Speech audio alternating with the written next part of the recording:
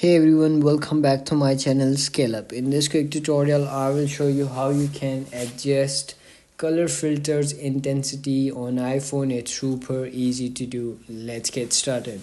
Open up your iPhone settings and then go to accessibilities.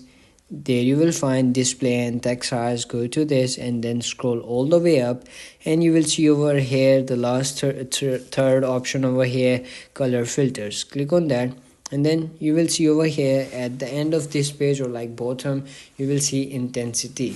So to reduce this intensity, you have to do is go to the left side, and if you want to increase this, you have to go to the right side to increase intensity of this color filter.